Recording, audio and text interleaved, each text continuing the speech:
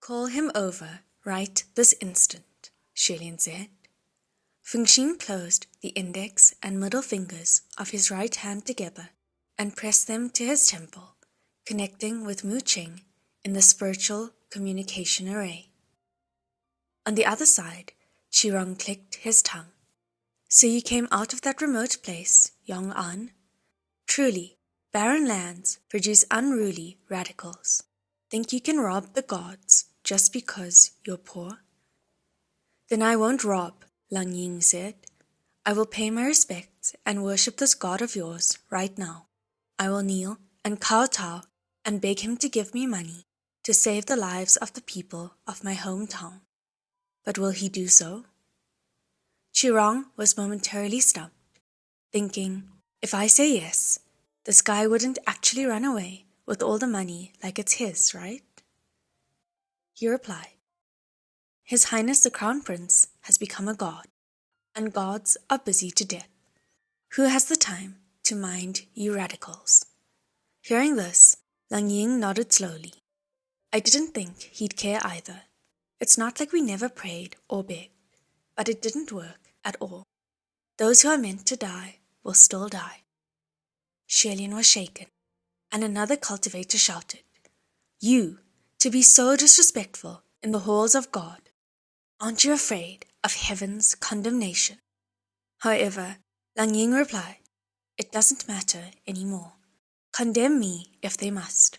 I'm no longer afraid of being saved, so why should I be afraid of being condemned? Qirong gave a wave, and a number of guards waiting on the side rushed forward, surrounded that young man, and started beating him down. Fengxin was still working to soften their attacks, and it only appeared like Lang Ying was being pulverized. However, he was in a dazed state, not avoiding or evading, and only occasionally raised his hands to protect the satchel on his back. On the side, Qirong grabbed a handful of melon seeds and munched, shaking his leg. Hit him hard in the name of this prince. Truly, the very image of a mobster. Hearing him call his own title, Lang Ying shot his head up. You're a prince? Prince of what? Do you live in the palace? Can you meet the king? Qirong spat. I'm your granddaddy. You still think you can see the king, don't you? His Majesty's got a million things on his plate.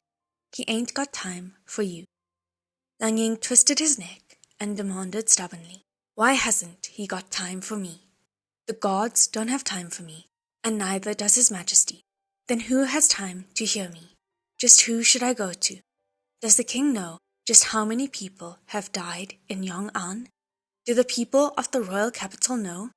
If they knew, why would they rather throw money in the water than giving it to us? Qirong chuckled coldly. It's our money. We'll spend it as we wish. Even if we use it like stones to skip on the water, it's nobody's business. So why do we have to give it to you? What, you have more reason just because you're poor? Although that had logic in its own way, it was incredibly inappropriate for that time and place. Shilian was about to find a way to seal Qirong's mouth when just then a black-clad youth appeared in a hurry from just behind the pavilion. Your Highness sent for me? He asked. Shilian waved him over. Mu Qing, come over here quick. In all the prayers you received recently, have you heard anything about the drought in Yong'an? Mu Qing was also taken aback. No, I haven't heard anything. Fengxin blurted in the midst of his task. How could you not have? The refugees have already escaped to here. His tone was overly accusatory, and Mu Qing stiffened. He replied in a hard voice, I told the truth. There really wasn't anything. Are you trying to say that I'm purposely withholding information? Well, did you receive anything yourself? I'm on duty at the temple of the Crown Prince on odd months, and you're on duty on even months. If there really were people from Yong'an praying for the end of a drought, There's no reason all the drought-related prayers were sent in on odd months and you knew nothing. Fengxin paused and realized that this was certainly the case. I didn't say you did it on purpose, Fengxin replied. You think too much. Seeming like they were ready to start quarreling again, Shilian gestured a pause hand signal in annoyance. All right, Fengxin didn't mean anything. Both of you stop this instant. The two immediately closed their mouths and stopped fighting. At the same time, Qirong finally got tired of watching his subordinates beat up Lang Ying and grabbed for a small pouch to dump all the melon seed shells while saying, "Drag that robbing crook to the prison and lock him up." The guards acknowledged the command. Yes, sir, and a number of them picked up Lang Ying. Let's deal with the problem at hand first, Shilian said. Save this man, and I'll ask him about Yong'an properly later. Muqing relaxed his expression and asked cautiously, Your Highness, what do you plan to do? You can't just casually show yourself. After ascension, that was one of the rules Shilian just couldn't understand. The heavenly officials said that they needed to help the common people, yet they all put on airs and positioned themselves above mortals, barring themselves from appearing before the mortals at will, which often restricted him left, right, and center, causing much frustration. Good thing Shilian also had a number of ways to get around this. Without blinking, he raised his hand and pushed. The people standing just ahead noticed the shadows on the ground shaking and turned around, confused. The next moment, Qirong yelled in horror, Cousin Crown Prince! Shilian had pushed over his own divine statue. That sword and flower-holding, kind and beautiful golden statue swayed back and forth, then slowly toppled to its side. Qirong looked as if he'd just seen his own mother kick out the stool after hanging herself, his heart bursting, and he lost all mind to care for Lang Ying as he rushed desperately to grab hold of the leg of that statue, stubbornly trying to keep it upright, screaming in fright. What are you useless trash all waiting for? Help me hold him up. Don't let Cousin Crown Prince fall. He can't fall. While he was terrified into distraction, Shilian passed him calmly and casually and stepped out of the hall. Fengxin and Muqing's faces both dropped to the ground. It took a moment before Fengxin finally cried, Your Highness, that was your own divine statue. Something like a fallen statue really was a bad omen, so it was something of a taboo. A heavenly official who'd push over his own statue just like that was unheard of, a rarity of the three realms. It's only a big chunk of gold, Shilian said. If I didn't do this, then their attention wouldn't shift otherwise. You two go and keep pushing down on that golden statue. Don't give them a chance to leave. I'm going to meet with that man. Fengxin and Muqing were still speechless and could only obey. They obediently stood next to that divine statue, each using but a finger to press it down. They only needed to use that bit of power, and it was enough. The ones on the other side, holding on, had to use every ounce of their strength, and they still could only keep the status quo. This is indeed pure gold, through and through. Such weight. Lang Ying, who had fallen on his bottom, saw that those guards were no longer attending to him, stared at the golden shine of that divine statue for a long while before he rose to his feet, dusted himself off, and ran away, carrying his satchel. Shilian followed behind him. He ran for quite a distance and entered a lush and heavy forest. He then looked around before sitting down under a tree to rest. Shilian hid behind the tree, easily cast a spell, and transformed into the form of a little white-clad cultivator. After changing, he looked himself over, making sure that there was nothing amiss, and swung the whisk. He was just thinking how he could appear without alarm when he saw Lang Ying squat next to a puddle by the tree, his head down and using his hands to dig at it. That young man's hands were large, and one gouge was enough to create a wide and deep dent. Mud and dust flew as he dug, looking very much like a thin black feral dog. Shilian was just wondering why he was suddenly digging holes when he saw him wipe off mud on his pants, scoop a handful of water with both hands, and bring it to his lips. Seeing this, Shilian couldn't hide any more and rushed out. He stopped Lang Ying's hand, took out a water bottle from his charmed sleeves, and passed it to him. Lang Ying already had a mouthful of that puddle water, his cheeks round, and swallowed. He watched the little cultivator, who had appeared too suddenly, but didn't think it strange and didn't reject his offer. He took the water bottle to drink, gulping down the entire contents in one go. He only uttered after he finished, "Thanks." Since he had already abruptly appeared, Shilian stopped caring for any natural opening. He tried his best to swing that whisk like a practiced immortal, someone trustworthy, and asked, "My friend, where did you come from, and where are you going?"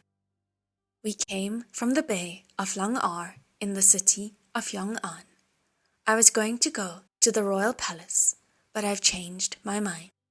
I'm not going any more." Shilian was taken aback. "We?" he asked. Lang Ying nodded. "We, me and my son." Shilian was growing even more confused, but his heart was dropping. He watched as Lang Ying removed that satchel from his back and opened it. "My son," he said. Inside that satchel he was carrying on his back was the dead body of a small child. That infant was a tiny creature, looking no more than 2 or 3 years of age. His face was yellow, his cheeks sallow, and his head had a few strands of thin and yellowing hairs stuck to it. He even had rashes. That little face was twisted into a strange expression, as if crying, very much miserable. His eyes were already closed, but the mouth was open. Nevertheless, he was no longer able to make a sound. Shilian's pupils shrank, his spirit shocked to the core, unable to speak. No wonder he had felt that this young man had a strange air about him. He couldn't describe what that strangeness was, but just that he was abnormal. The way he spoke, the way he behaved, it was like he didn't consider the consequences at all.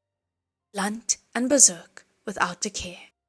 But by the looks of things, for what did he need to consider the consequences?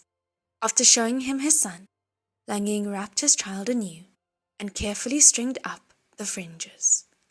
Watching how focused he was in his action, Shilian was miserable. It was his very first time seeing the dead body of such a young infant.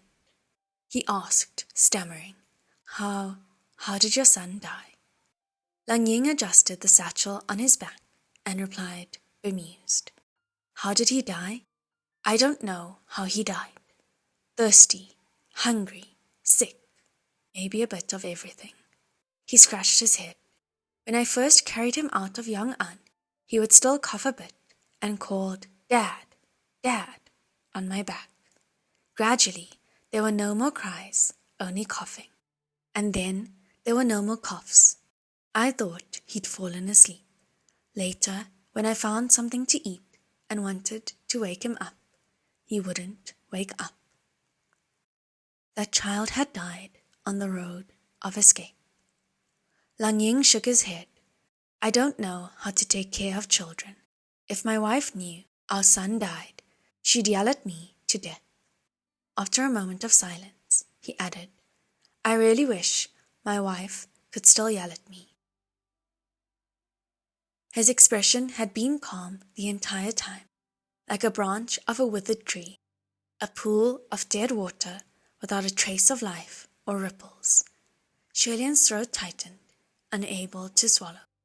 He said in a small voice, Why didn't you bury him? Lang Ying nodded. Yeah, I wanted to pick a nice place. Here's not bad. There are trees to block out the sun and water too. I'll go back after burying him. Thanks for your water. He coughed a few times and bent down again, continuing to dig with his hands. Shelian mumbled softly, No, don't thank me. Don't thank me. Don't. Just then, Feng Xin and Mu Cheng appeared and were confused to see before them, one digging a hole and the other watching in a daze. Shelian wasn't in the mood to speak and repeatedly muttered a few jumbled words. It was some time before Shelian remembered that just giving water wasn't enough. This man was returning to Yong'an. Thus, his hand went back into his sleeve and rummaged around, finally finding what he was looking for, and passed it to Lang Ying. Here, take this. Lang Ying stopped and looked closely at what was in Shelian's hand. It was a deep red pearl, no bigger than a nail, its luster smooth and sleek, polished and brilliant, and soul-stirringly beautiful. Even if he didn't know what it was, just one look and it was obvious that this little gem was invaluable. This was indeed that one remaining red coral pearl earring that Shelian had worn during the Shangyuan heavenly ceremonial procession 3 years ago. That pearl left rather a deep impression on Mu Cheng, so the moment he saw it, his face changed. Lang Ying didn't reject it, as if any proper manners and concerns of a normal person had left him, and he reached out his hand to receive it. Thanks, he said. He carefully tucked the pearl in his belt, then he removed the satchel on his back and gently laid it into the dug pit. Dad will come back soon to visit you. Finished, he used his hands and solemnly pushed the earth back to cover the satchel. Shelian used a hand to support his forehead and closed his eyes. A moment later, that young man left in a stride. Feng Xin asked curiously, Your Highness, what did he bury there? He said Dad. He buried a person? Mu Cheng was concerned with something else. Your Highness, I went and investigated earlier and found out what happened. Yong'an has never been a wealthy place. Their temples and shrines are few in number. It seems they also have a local rule where those who don't offer donations can't pray. So those who visit the temple of the Crown Prince have all been the wealthy, and the poor suffering from disasters can't even enter. Shelian didn't respond to the report, but said in a low voice, You two, go to Yong'an and see what the situation is. I will go meet the Guo and ask exactly what's going on. His face had never been this dark. The two subordinates didn't dare to be negligent, and both acknowledged his command, departing an instant after. Shelian himself thus turned and raced toward the direction of Mount Taesang. It appeared the disaster in Yong'an could only be big and not small. But even if he couldn't hear the voices of prayer, it didn't mean that those at the royal palace had no clue at all.